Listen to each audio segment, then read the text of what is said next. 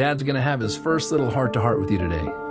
I'm guessing you probably came to this earth knowing all this, but by the time you see over 20,000 targeted ads aimed at you each year, thrown in with a few Disney characters, it'll get easy to forget. Let me start by saying I didn't sleep last night after hearing some of the latest studies.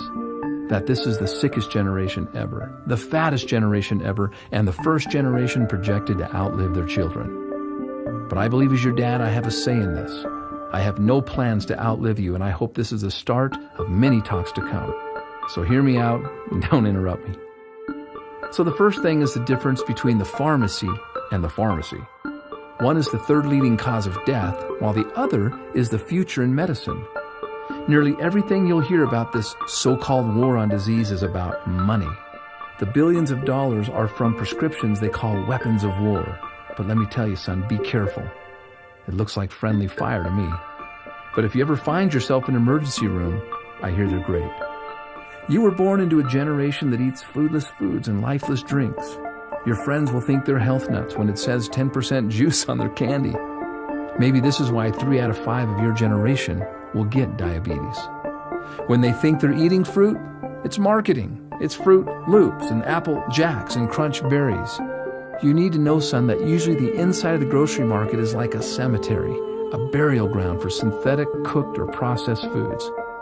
So people stroll up and down these foodless plots looking for the best packaging. We're a quick-fix generation focused on packaging and trends. But when it comes to your health, son, it's as timeless as the sky is blue. You want to see packaging? Who packaged this? Who made these bright colors? Now that's packaging. And it's through your innocence that you'll see the carrot looks like an eye, and we know that carrots are good for the eyes. Or the walnut. It's a little brain loaded with brain foods. And I'm amazed how the tomato looks just like the inside of a heart. You want to hear something kind of funny but sad? My generation lives on buns and rolls, and it shows. 2 out of 3 of us are overweight.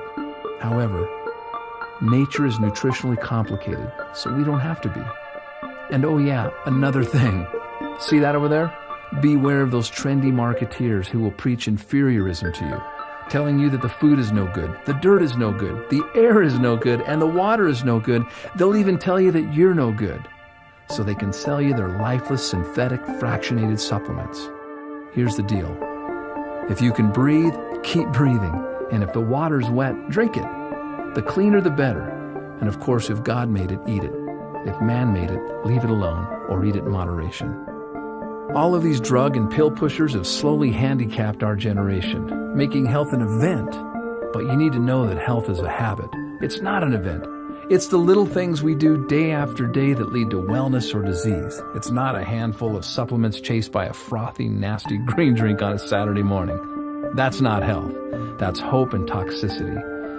Which reminds me, I am not going to raise you to be a fanatic. Fanatics die every day of self-inflicted stress. That's why they have bad breath.